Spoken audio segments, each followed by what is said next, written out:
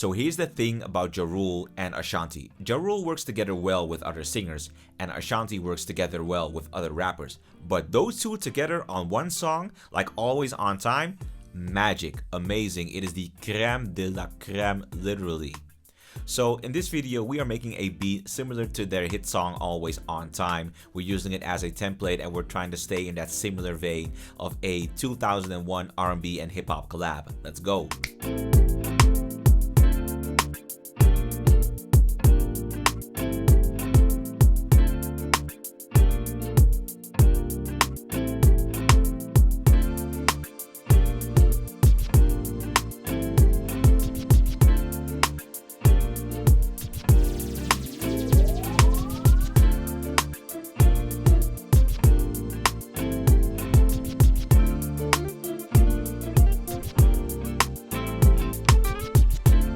So why do I suddenly care about that song so much? Well, first of all, the hook is amazing. I mean, I'm not always there when you call, but I'm always on time. So when you need me, I'm gonna hold you down. I got you. That's amazing songwriting, which we can attribute to Earth Gotti, who is a weird ass nigga for exposing Ashanti like that. What were you thinking? But other than that, I feel that it is an amazing example of like the perfect R&B / hip hop collaboration, which is a bold thing to say, especially since Dilemma by Nelly and Kelly Rowland was released that decade as well. So, you know, I think it's definitely up there, but that is just my humble opinion. So in terms of ingredients, beautiful people, the main ingredients are the Chord Triton, but a lot of the heavy lifting is actually being done by my guitar. I don't think it's a guitar that I've demoed yet in my videos, but it is a Squier Telecaster. I got it recently and I absolutely love the sound. So we're building our beat with those two things.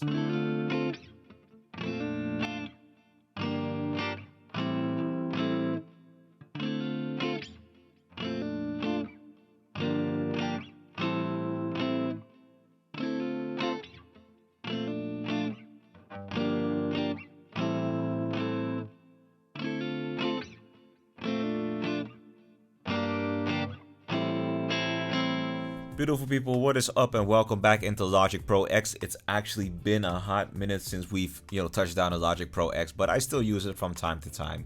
So this chord progression is a chord progression that I like to bust out whenever I'm in the mood for something vibey and wavy, something that really has you dropping your guard, something that's a little bit more intimate and a little bit more, cozy, and for lack of better words, but whatever. It is the 1-6-4-5 chord progression in the scale of D minor. So the first chord that I'm rocking with is the one that is the chord built on the root note, that is a D minor 7 chord right here, and I transition into my 6th degree, which y'all know to be an A sharp major 7 chord right here. I inverted it a little bit, just to add a little bit of flavor to the chord right there.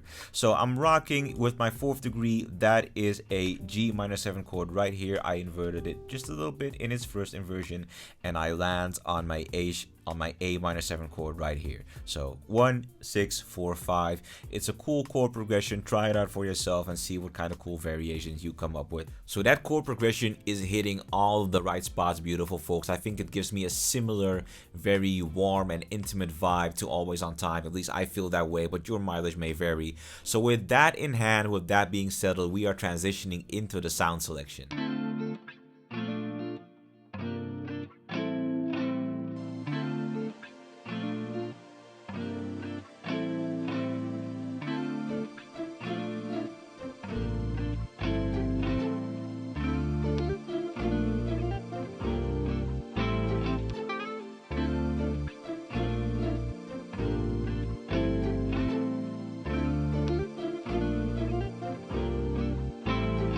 So the first thing that I want to break down is my guitar right there doing the heavy lifting. It is a beautiful Squier Telecaster that I got recently for my birthday.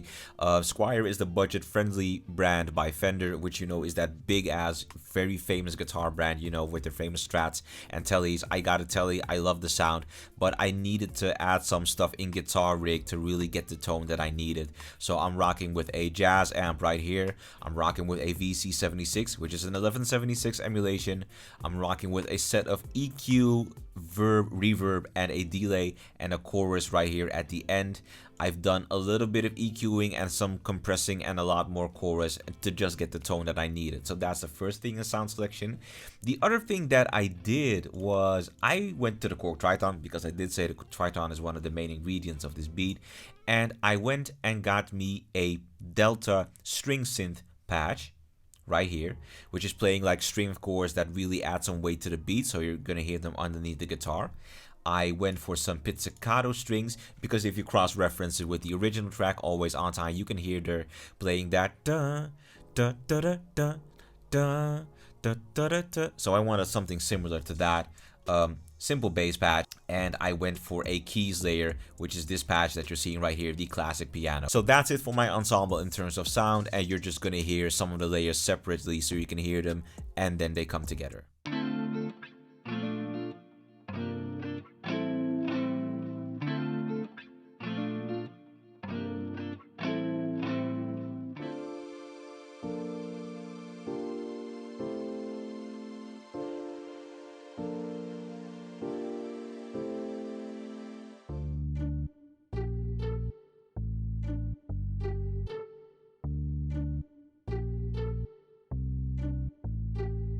So using the original song as a reference point really just helped me check if I was going in the right direction, and to this day I'm definitely convinced that this beat has a similar vibe. Now we need to start supplementing that with some drums and some effects that are very characteristic of that early 2000s hip hop and R&B collaboration. So let's head into that. So after cross-referencing, I decided to just go for a very similar drum groove. So I used a rim shot, a kick, and a hi-hat. Most of my drums are actually from the Timbaland drum kit by the Lunch 77. Or is it the Neptune's drum kit? I actually think it's the... No, I goofed. It's the Neptune's drum kit by the Lunch 77 that I use for a very simple drum beat. But I feel that what really adds that, you know, early 2000s sheen to that is the sound effects that I use, you know, specifically the chime that you're about to hear right here. I really love that chime right here. Hold on. It's like you've heard that chime in so many R&B hip hop collabs, or when rappers wanted to go on their sensitive shit, or their this one's for the bitches nigga type of shit. You know, you hear that a lot. I felt cool bringing it back. But what I really love about this beat is the way that I introduce these scratches right here. So this is the scratch sample right here. Hold on.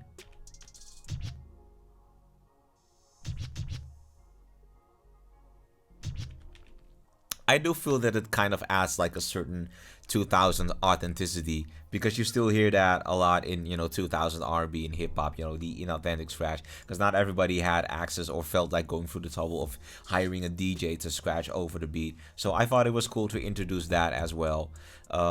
So yeah, so let me just play you the entire drum ensemble with these sound effects so you can get an idea of what it sounds like.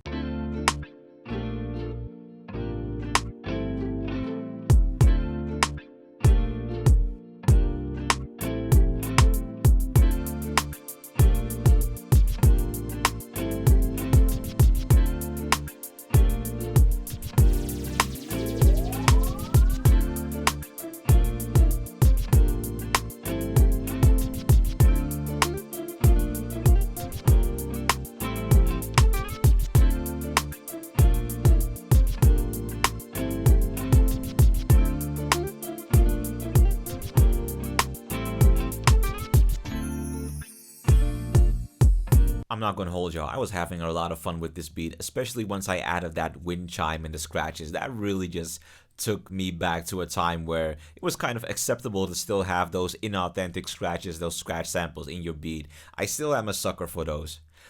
Either way, beautiful people, I hope y'all enjoyed this video, because I definitely enjoyed demonstrating my process to you good folks. I hope you enjoyed it. I hope you learned something from it. I hope you feel inspired by it. And I just hope to see y'all back at the next video. Y'all be easy. Peace.